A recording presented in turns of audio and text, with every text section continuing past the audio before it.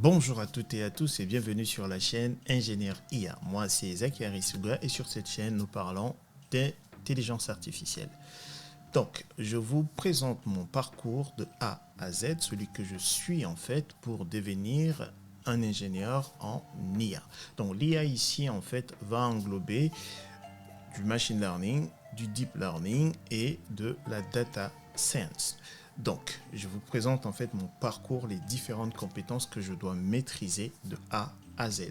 Donc, sur la chaîne, vous avez une playlist, vous aurez des playlists. Pour le moment, nous travaillons encore sur le langage Python. Donc, si c'est des thématiques qui vous parlent, vous vous abonnez, vous cliquez sur la cloche de notification et on fait le bout de chemin ensemble. Dans la précédente vidéo, nous avons vu le module OS, Operating System, qui nous permettait en fait de gérer nos fichiers et nos répertoires. Dans cette vidéo, nous allons voir un deuxième module qui a fait son apparition à partir de la version Python 3.4 et il s'agit du coup de pathlib. C'est le nom du module. Alors, pathlib sert à quoi? Le module pathlib en Python est utilisé pour la gestion des fichiers et des répertoires de manière plus intuitive et orientée objet, comparé aux autres modèles traditionnels comme le module qu'on a vu précédemment, à savoir OS. Donc, ici, je vais vous montrer comment il fonctionne, le module pathlib. Alors, on va dire, par exemple, ici, on est dans ce répertoire, à savoir formation IA. Nous, on veut du coup savoir quel est le répertoire, on va dire, mère.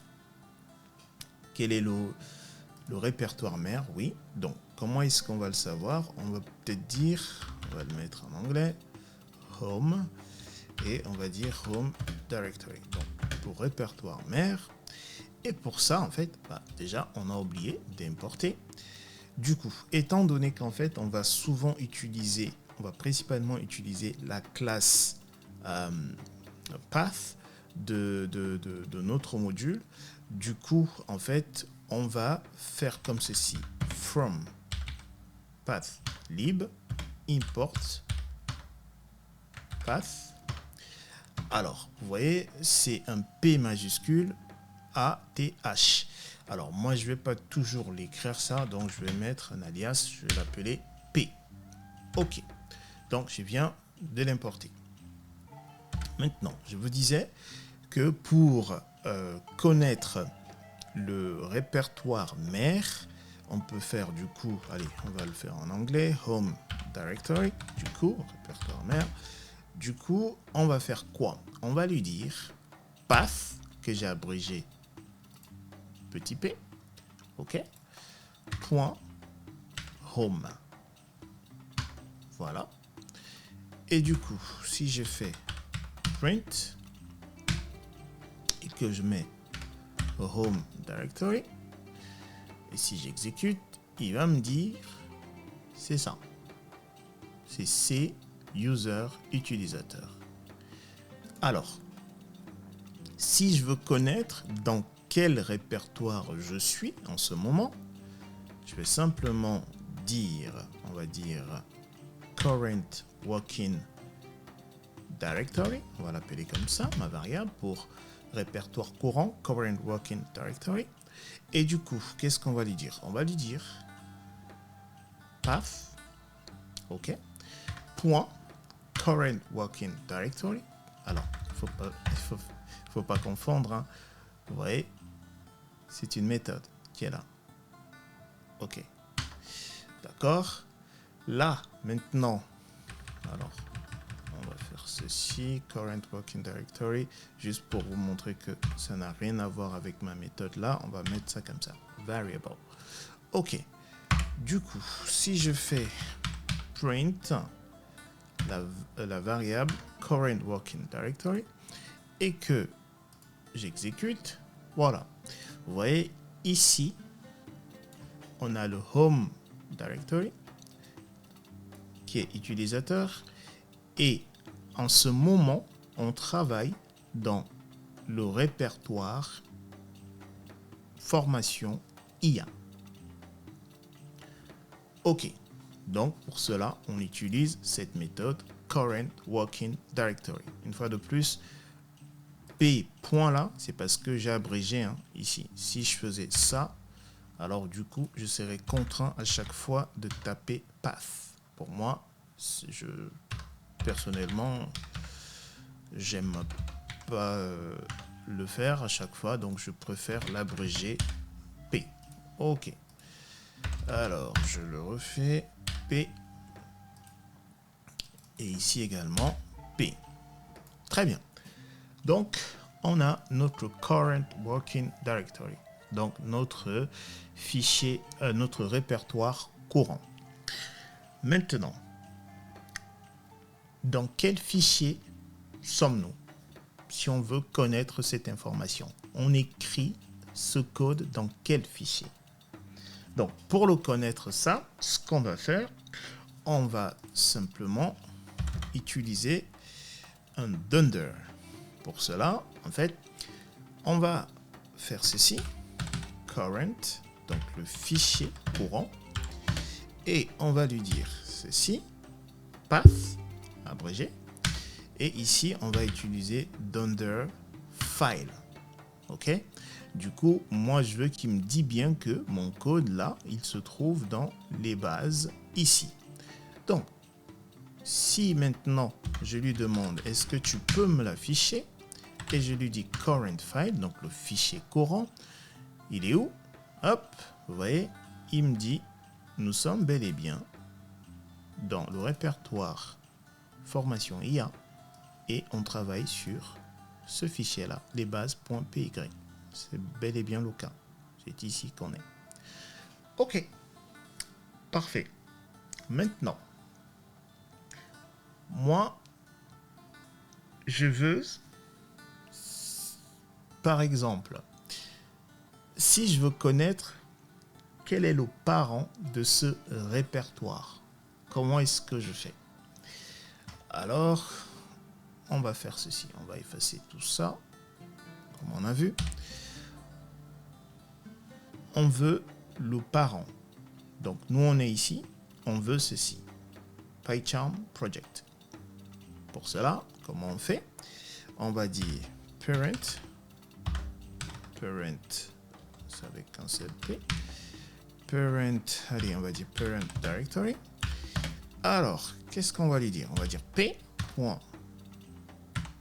working directory. Point. Et là, regardez bien, on a ceci. Parent. Et du coup, si maintenant je fais print de ma variable parent dir, regardez, boum, et voilà, il me dit que c'est ça. Et donc, je vais simplement vous le montrer en faisant ceci, p.working directory. Donc, si je fiche les deux, vous voyez, il me dit ce que j'ai là. Ligne 4, il m'a retourné ceci. Et ligne 5, ici, m'a retourné ceci. Ligne 4 me retourne le parent. C'est bel et bien lui, le parent de formation IA. Donc, voilà. On utilise parent. Très bien. Par contre, si je veux le grand-père de ce répertoire-là, du coup, c'est utilisateur. Comment est-ce que je fais pour remonter de 1, 2, de passer de là, je quitte de formation IA, là c'est le parent, là c'est le grand-parent. Si je veux le grand-parent, comment est-ce que je fais? Dans ce cadre-là, ici, on a parents avec S. Vous voyez, c'est ici. Et ici, en fait, on va faire du slicing. Si je donne 0, je retourne quoi? Je retourne le parent. Si je donne 1, je retourne le grand-père. Il est là. Voilà. Et si je donne 2, je retourne l'arrière-grand-père. Enfin, l'arrière-grand-père en termes de répertoire, vous l'avez compris. Ok, voilà comment ça marche. Ok, maintenant, ça, on l'a vu. Alors, comment est-ce qu'on crée des répertoires? On va créer un répertoire, donc je vais effacer ça. On va dire par exemple new, ok, c'est le nouveau. Pour le créer, on va dire path de current working directory. Et regardez, ici en fait c'est plus facile. On va créer grosso modo un répertoire qui s'appelle app. Donc on fait simplement ça, app. Voilà. Alors, là, il n'est pas encore créé. Hein. Là, on donne simplement le chemin. Du coup, si je fais print de new dir, regardez, si j'exécute, vous voyez, voilà, j'ai ce chemin-là. Mais il n'est pas encore créé. Parce que vous voyez là, je n'ai pas mon app. Maintenant, si je veux créer ce répertoire-là, du coup, bah, je fais quoi? Bah, je fais simplement with.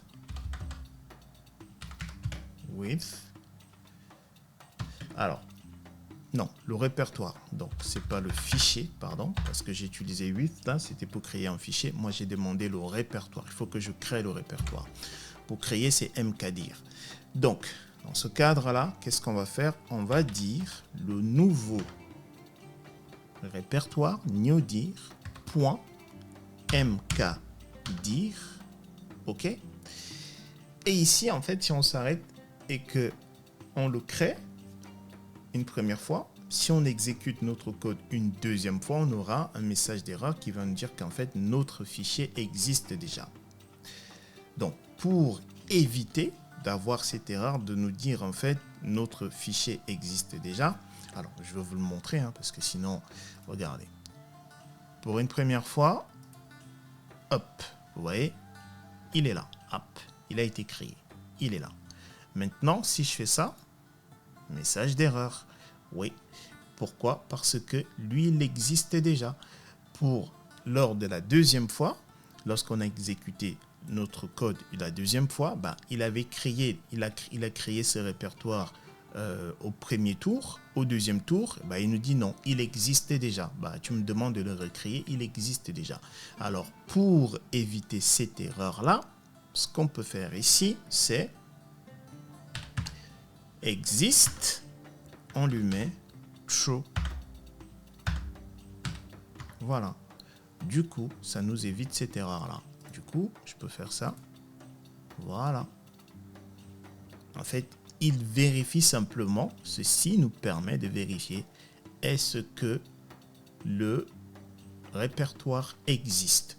S'il existe, bah, tu ne fais rien. S'il n'existe pas, tu le crées. Par contre, il ne nous renvoie pas l'erreur. Ok, très bien. Jusqu'à là, parfait. Maintenant, quand on a notre répertoire qui est créé, là-dedans, on veut créer un fichier. Très bien. Comment est-ce qu'on fait ça? Du coup, on va dire file, on va l'appeler comme ça, file, comme ça, ok. Donc, si on veut créer un fichier dans notre répertoire app, qu'est-ce qu'on va faire? On fait path current working directory. Donc, on va se mettre ici, donc formation IA, et on va se déplacer dans app. Là, notre répertoire existe maintenant. Et à partir de là, on va créer, enfin, on ne crée pas encore, on crée simplement le lien. Mais le fichier n'existe pas. On va dire .txt. OK? Donc, vous voyez bien que app, là, il n'y a rien dedans pour le moment. Donc, simplement, si je fais print file, j'ai le lien. OK? Vous voyez? Voilà. Il me le donne là. OK. Très bien. Maintenant, il faut que je crée ceci, ce texte.txt. Dans ce cadre-là, c'est là où je fais mon width, opened, et que là maintenant, je vais lui donner file du coup qui contient ce chemin-là. Dans app, on va créer ceci, text.txt. Et donc ici, je vais donner file, ok. Et le mode ici va être quoi? Écriture, ok. Et ici, je peux lui donner également l'encodage, UTF-8, ok, d'accord, l'objet as F, ok, et là, on va rien mettre dedans, ok, parfait.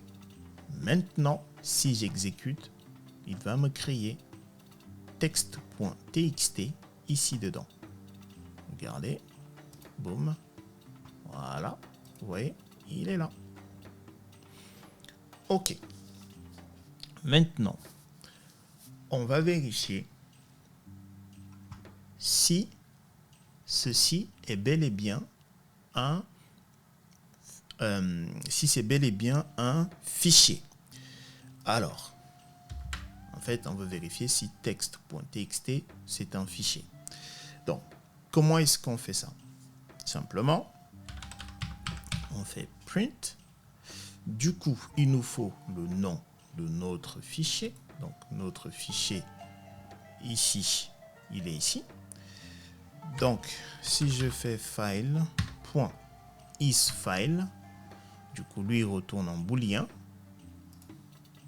Il me dit true.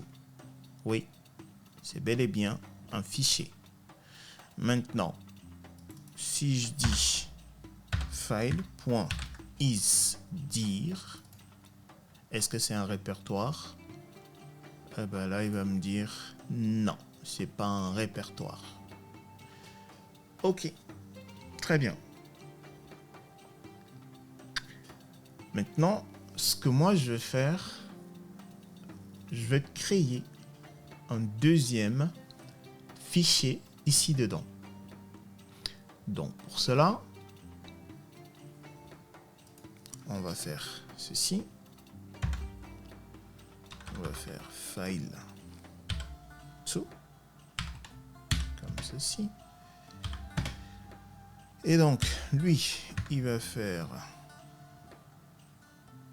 Bon, on le fait comme ça, pour ne pas compliquer les choses. On va garder ça simple pour le moment. Donc, hop, ok.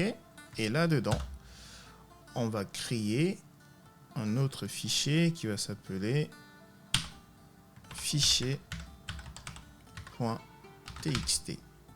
Ok. Et ici, on va lui donner file2. Très bien. Donc, ça, j'ai enlevé. J'ai pas besoin. Je vais enlever. Et j'exécute. Ok. J'ai mes deux fichiers. Très bien. Maintenant, si je veux retourner le nom de mon fichier, comment est-ce que je fais? Je veux juste retourner le nom de mon fichier. Dans ce cadre-là, on va retourner fichier simplement. Donc, je vais lui dire file to, qui est ici, point quoi? Name. Du coup, je veux simplement qu'il me retourne le nom. Donc, si je fais print maintenant de ceci, regardez, là, il me retourne fichier.txt. Donc, il me retourne le nom de mon fichier avec son extension. Alors, si je veux simplement le nom, là, ce que moi je veux, c'est fichier, tout court. Je ne veux rien d'autre. Dans ce cadre-là, je ne veux pas utiliser name, parce que name retourne le nom du fichier et l'extension. Moi, je veux juste fichier. Et ici, en fait, je veux utiliser le stem. OK? Si j'exécute maintenant, j'ai que le nom, fichier. Mais si je veux l'extension, à savoir .txt, comment est-ce que je fais? Dans ce cadre-là, je vais faire point suffixe, celui-là. Et si j'exécute, j'ai .txt. Ok, très bien, parfait. Alors, moi, je veux entrer dans mon répertoire applat et parcourir l'ensemble des fichiers dedans. Comment est-ce qu'on fait ça? Alors, voici comment est-ce que je le fais. On va dire target dir, ok, le répertoire qu'on vise, c'est lequel là? Ici, on vise le répertoire app. Donc, on va le faire comme ceci. Working directory. Et c'est mon répertoire app. Voilà, c'est celui-là que je vais aller regarder en fait si je vais aller parcourir l'ensemble des éléments qui le composent. Ok, je l'ai maintenant. Alors, pour le parcourir, on l'a déjà vu, c'est fort. Alors, ici, on va dire file. On a déjà utilisé file, donc il va falloir faire attention parce que file, en fait, on l'avait déjà utilisé ici, raison pour laquelle je le change avec le underscore là, juste pour différencier les deux variables. File, alors, in quoi? Bah, target, ici, il nous faut itérer. Donc, c'est iter dir. Voilà. Donc, dans ce fichier, dans ce répertoire, pardon, qui est app, je vais utiliser iter dir pour dire on va itérer notre répertoire. Deux points. Et ici, je vais faire print quoi? Bah, print file comme ceci. Et du coup, si j'exécute, vous voyez, il me les a affichés. Alors, on va juste enlever ça pour ne pas... Ok, là c'est bon, c'est parfait. Si je réexécute, voilà, il m'a retourné le contenu, en fait, les fichiers .txt. Alors, supposons, j'avais ici dedans, je vais créer un fichier à la main, juste pour vous montrer. Donc, je vais dire file. Donc, new file, on va lui dire test, comme ceci. On va dire point quoi, point py, ok. Très bien. Donc, je viens de créer test.py là-dedans. Et donc là, on a trois fichiers maintenant. Donc, ça, je reviens là. Ce que moi, je veux maintenant, c'est au lieu de... Parce que si j'exécute mon code, là maintenant, en fait, il parcourt tout. Il me retourne l'ensemble des fichiers txt et .py. Regardez. Voilà, il m'a retourné les trois. Ce que moi je veux maintenant, c'est simplement qu'il me retourne test.py. Je ne veux pas voir les fichiers qui ont l'extension .txt. Donc, dans ce cadre-là, je vais lui dire si mon fichier file a pour extension quoi, point, raison pour laquelle j'utilise suffixe, a pour extension .py, ok, alors tu me l'affiches. Ok. Si égale, voilà, ça c'est comme ça. Ok. Donc maintenant, si je fais ça, voilà, vous voyez, il m'a retourné simplement que le test.py. Donc voici ce que je voulais partager avec vous dans cette vidéo. J'espère que j'ai été clair. Si tel n'est pas le cas, comme d'habitude, vous avez la section commentaires. Vous me posez des questions et je répondrai. Portez-vous bien et je vous dis à bientôt. Peace.